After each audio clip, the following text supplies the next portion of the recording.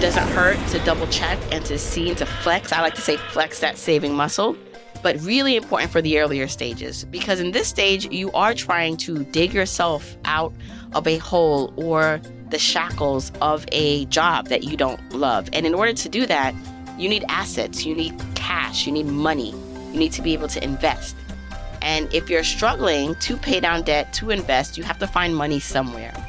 T-minus 10 seconds. Welcome to the Journey to Launch podcast with your host, Jamila Souffrant. As a money expert who walks her talk, she helps brave journeyers like you get out of debt, save, invest, and build real wealth.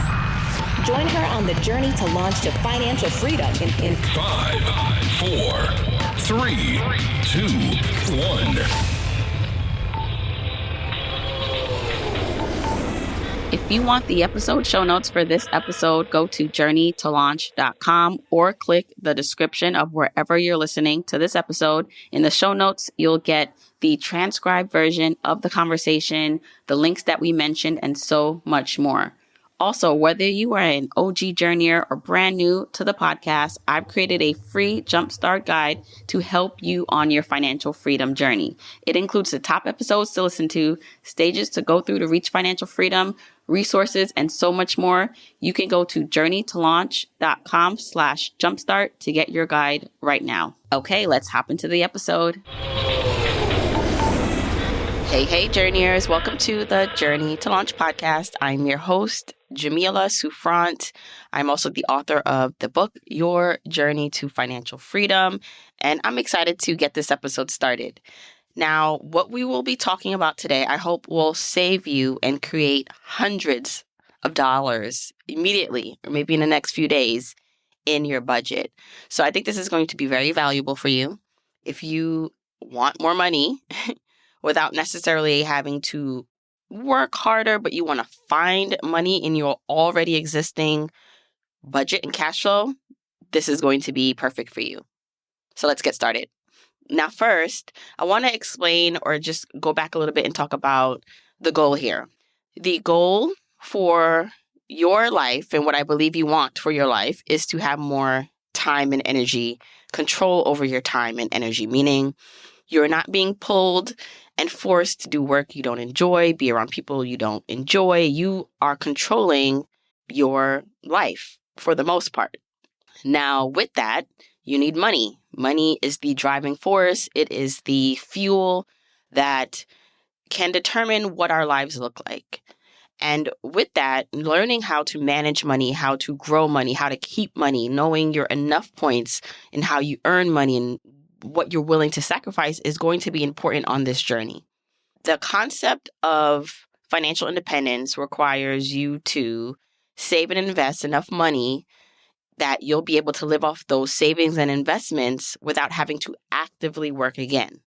Now, in order to achieve that, you need to create money or a gap in your income versus outflow. So let me explain. In my book, Your Journey to Financial Freedom, I talk about the concept of the FI formula. And it's really just a matter of income, so money coming into your household, minus your mandatory expenses. So these are things that you need to spend money on to survive, to live, like your rent, mortgage, gas, anything that involves you getting to work and being able to earn money, the mandatory things you need, right? So your income minus those mandatory expenses equals this gap, this pot of money, hopefully. And with that, from that gap, you're able to pay for discretionary expenses. So those are all the nice to have and fun things we typically enjoy spending our money on. Maybe that is going out to eat. That's the extras in life. What makes our life feel really good and worth working for, right? Then there are the responsible things you need to spend money on if you want to achieve financial independence, which will look like paying off debt, so getting your liabilities down, and then also increasing your assets. So that looks like saving, that looks like more money for investing. And oftentimes people don't have enough money to do all the things because of just life and our priorities, or maybe not understanding how this formula works. Now, I break this all down in my book, Your Journey to Financial Freedom, so you can go pick that up or listen to more episodes of the podcast to understand. But I bring that all up because really The goal of all of this is to find a gap, more of a gap in your budget so that you can do the things you want, whether that is paying for more discretionary expenses or doing things that will align you or get you to financial independence, like paying down debt, saving, and investing. Now, there are different ways you can create a gap. You can earn more money and or spend less. So in this episode, I want to talk about finding more money in your gap, in your budget, by looking at the expenses portion of the equation. So looking at spending less. Income is a driving force. So meaning the higher the income, the faster you'll be able to reach your goals, depending on what your expenses look like. But I think it's worthwhile to look at our expenses. And I think no matter what level you are, where you are on the journey or stage, it's important. This is what I did when I first started to understand how powerful knowing the cash flow, knowing our household cash flow would be, so that I could one day quit my job, so that I could one day be talking to you on this podcast and reach this level of freedom that I have. And so what I'm going to walk you through is how to find money in your budget, money in your cash flow, more of a gap, without hopefully having to do too much. So this is also something I talk about in the book, is finding money. So there's a way to create money by doing like a lot of extra effort, which is not necessarily a bad thing. But then there's a way to just not really even have to change much, but just maybe there are some obvious changes. We'll talk about that, but it's more about finding money in your budget. It's more of small changes, more internal changes, because you have to be a little bit more disciplined, and you can like literally find hundreds of dollars right now. And so that's what I hope we'll be able to do right now. I actually have a downloadable spreadsheet for free that you can download to help keep track of your savings. If you want to go check that out, you can go to journeytolaunch.com/saving. I'll also include that in the episode show notes. If you're on my email list, you'll also get a link to download this when this episode comes out. Now, this was actually originally, when I first started Journey to Launch, I actually made this a challenge for people. So if you've been following me for a while, you may be aware of this, but I actually had a 5-day sequence, an email and challenge that if you did these steps over 5 days, I basically said you probably can find $200 to $500 in your budget that you can use for your gap, for the things you want to do, paying down debt or whatever it is, investing, paying for more things you like. But I'm going to give you the gist of the steps to take right now. And of course, if you want the spreadsheet, like I said before, go to journeytolaunch.com/saving. So let's get into it. So step 1, this is going to, again, involve your expenses.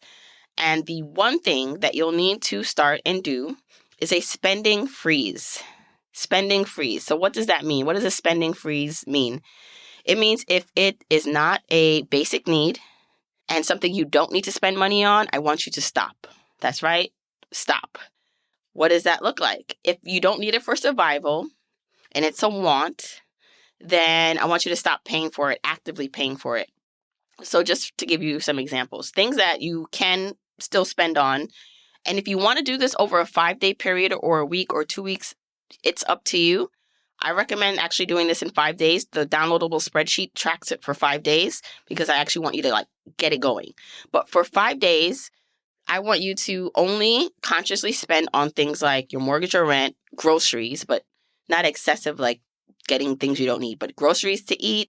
Of course, insurance. So if you have some car insurance payments, car insurance, gas, anything that actually comes up that is necessary, yes, pay for.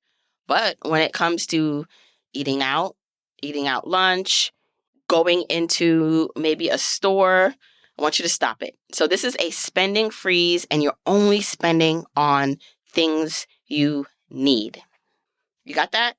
And so with that includes lunch. I know that for me, when I was really, really focused on our expenses, when I was working, I would bring lunch to work every day, and that would save me hundreds of dollars a month. But in this 5-day spending freeze, remember, this is not permanent. This is just to see how much money you can save in a short period of time. You are going to prepare breakfast and lunch or whatever you need to, so you are not buying food outside. Now, that might temporarily increase maybe a grocery bill because you're buying some things, maybe more things, or you just have to take more leftovers. But the idea here is you are going to track how much you save by not ordering or eating out. All right. So that's your first thing that you should do. Spending freeze, which includes not buying any lunch out. The next thing you can do So step 2 is switch or look into switching your cell phone provider. Now, I know a lot of us, when I was younger, there was like these legacy big cell phone providers that we just would just stick with. But nowadays, there's so many other low budget or budget providers that you can use. My family and I, we are on a budget provider. It still uses the same network as one of the old reliables, but our cell phone bill is half of what it used to be. And so thinking about what cell phone providers you can switch to save you maybe $50, $100, whatever that looks like, depending on your cell phones and your plans, look into that. Because most times these major cell phone providers have these discount brands that you can use. So start checking that out. That is what I would say is your step 2 to find more money in your budget. And so if you are adding this up cumulatively, if you're saving money by doing a spending freeze and not buying lunch out or food out and not spending on things you don't need, and you're able to switch a cell phone provider to something cheaper, that's about a couple $100 right there for the week if you're doing this over a week period. Step 3, or the next thing you can do, maybe you've been putting it off, because I definitely put these things off, is canceling unused subscriptions and any recurring expenses that you don't care for. This requires a little digging because you may not even know what you're paying for. You might have some things, little things like $5 expenses that come out a month, $10, $20, and it's just slipping away. Money is it's like a leaky faucet. Money is dripping away and you don't realize it. But really, you have to understand your expenses. You have to go through your, I'm going to say the word, budget. So looking at, if you don't have a complete budget or something that's already tracking your expenses, you're going to have to open up those credit card statements. You're going to have to look at your online checking account and see what is coming out over the last 4 to 8 weeks that you didn't realize or that you don't care about, and you can just cancel. Although the process might feel a little annoying or daunting, you literally might be spending $50, even $25 on something you do not care about or wouldn't miss. And just a tip, if you have been avoiding canceling something because you think you may use it, just cancel it. If you have not used it or you're not checking it, it's probably likely you won't use it in the future. And if you do, how about you join it again? Or if you realize you are missing this thing, then you can rejoin. But that can save you some money there, definitely some dollars, if you're able to cancel any unused subscriptions or things you really don't care about. That actually can be cable too, right? There are so many more options to watch TV. Now, I know it's so funny because we have all these streaming services, and if you add them all up based on all the different shows you like to see or watch, it still is like a cable bill. But there are things probably when it comes to canceling whether cable bill or something that you can do and get a lower rate with the same entertainment value. All right, tip 4, or the fourth thing that you need to do that will definitely save you money. It will require a bit of patience and willpower.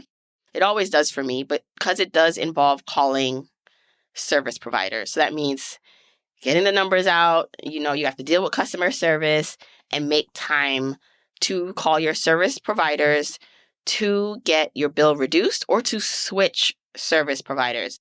Now, I'll tell you about a recent experience which saved my family probably over $3,000 for the year, and that was switching our car insurance. Now, over the last few years, we've been with the same car insurance, and when we first got with them, they seemed reasonable based on when I shopped around. But I noticed as the years went on that the bill just kept increasing and increasing. And I remember I got this last bill and I was like, oh, hell no. It was like double what I originally started at. And so I called them and I said, do we have all the discounts? By the way, let me back up. I had been avoiding calling them because of life. So I just want to say, I feel you if you just feel overwhelmed with having to call these service providers and think about spending the time to do that, because I definitely put this off for longer than I should have. But I got so fed up when I saw this recent bill that I said, I'm calling them. And so I called them and they just said, hey, our premiums in New York have gone up. And so there's really nothing we can do. You do have all the discounts. So, and I was like, okay, thanks. And I literally just Googled. So in my head, I'm thinking this is going to take too much time to find someone else. I have to call around.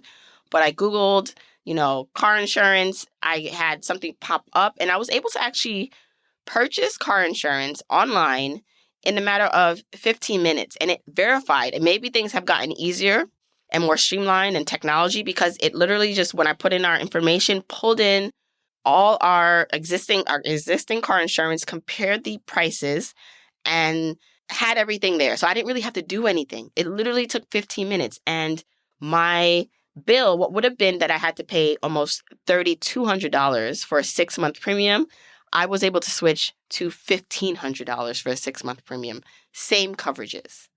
And so if you look at that in a span of a year, that's saving us over $3,000 by taking, let's say, maybe 15 minutes calling the existing company to see if there was something they could do, 15 minutes of working or finding the new company, which, by the way, I never had to speak to someone.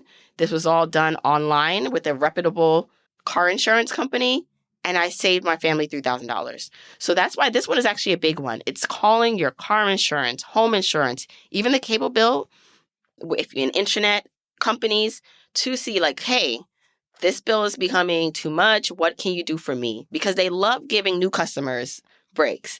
And so they don't necessarily appreciate the existing customers as much. And you may need to switch, which seems daunting, but may not be as bad if you think about saving thousands of dollars in your family's budget. Okay, those were 4 things I believe you can do over the next 5 days to find hundreds of dollars in your budget, maybe even thousands. If you want to break this up again and do this, here's my suggestions to get it done, because we do need accountability. This is why I actually originally created this as a challenge, where I would send emails out and challenge the community, challenge journeyers to do this. But I want to share this with you because I just realized, there is a cost of living. The cost of living is going up. That price of eggs, oh my goodness, up. And while I understand and know there is just a cost of living issue and a income issue for a lot of people, that on the expenses side of things, there are some things we can change on our own if they are not things that are mandatory and that we need, right, to survive. And so I am challenging you, no matter where you are in your journey, whether you are a beginner, which I do believe this is even more important for you to do if you are at a journeyer stage of maybe a explorer or cadet. So on my journeyer stages, there are 5. The 5 stages, they progress as you progress towards financial independence. The earlier stages are the explorer stage, meaning you're just trying to get to be able to pay for your life without going more into debt. The cadet stage is paying off consumer debt. The aviator stage, that's stage 3, is being able to invest and save more. So this is your accumulating assets stage. The 4th stage is the commander stage. This is where you have a healthy level of investments, no debt that you don't wish to keep purposefully, and where you have work flexibility. This is the stage where I'm in. And then you have stage 5, which is the captain stage. You've reached complete financial independence. I do believe that this challenge is useful no matter what stage you're on. It's good to just reset.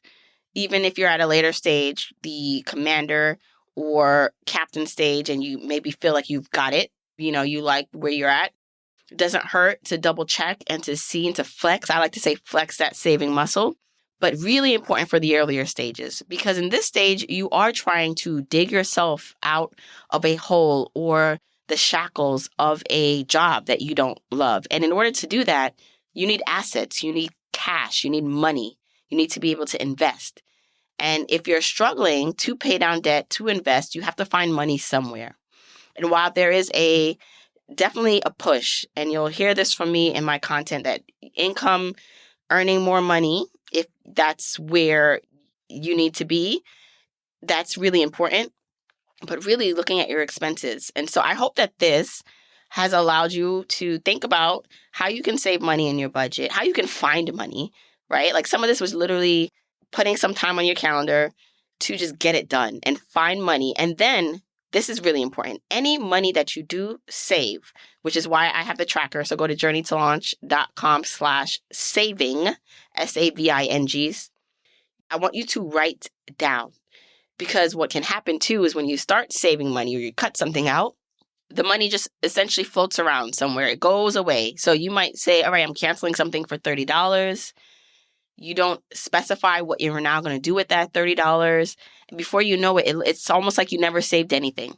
So whatever you saved during this 5-day or whatever period of time that you are doing this challenge for yourself, write the number down and then intentionally say and use that money for something else. So if you have found during this exercise, you have saved $300, I want you to intentionally say what you're doing with that $300. That might look like putting money, that $300 into your savings account. That may look like putting that money into a Roth IRA. Maybe your goal was investing. It may look like, okay, I'm going to put that money towards debt. Maybe you're splitting it. Whatever it is, you need to intentionally say what you're doing with that money so it doesn't disappear. Okay, I hope this episode has saved you or will save you a couple $100. And if you do, make some of these changes, which I hope you do. Let me know. I'm at Journey to Launch at Jamila Souffrant on Instagram. And so take a screenshot. Tell me what you completed, which step you've done, that you've taken the challenge. Download the worksheet to help you keep yourself accountable. Go to journeytolaunch.com/saving. And if you want even more help, you can find that all in my book, Your Journey to Financial Freedom, a step-by-step guide to achieving wealth and happiness. You can go to yourjourneytofinancialfreedom.com. Okay, until next week, keep on journeying, journeyers. Don't forget, you can get the episode show notes for this episode by going to journeytolaunch.com or click the description of wherever you're listening to this. And you can still grab your Jumpstart Guide for free to help you on your journey to financial freedom by going to journeytolaunch.com/jumpstart. If you want to support me and the podcast and love the free content and information that you get here, here are 4 ways that you can support me and the show. 1, make sure you're subscribed to the podcast wherever you listen, whether that's Apple Podcasts, that purple app on your phone, your Android device, YouTube, Spotify, wherever it is that you happen to listen, just subscribe so you are not missing an episode. And if you're happening to listen to this in Apple Podcasts, rate, review, and subscribe there. I appreciate and read every single review. Number 2, follow me on my social media accounts. I'm at Journey to Launch on Facebook, Instagram, and Twitter, and I love interacting with journeyers there. 3, support and check out the sponsors of this show if you hear something that interests you. Sponsors are the main ways we keep the podcast lights on here, so show them some love for supporting your girl. 4, and last but not least, share this episode, this podcast with a friend or family member or coworker so that we can spread the message of Journey to Launch. All right, that's it. Until next week, keep on journeying, journeyers.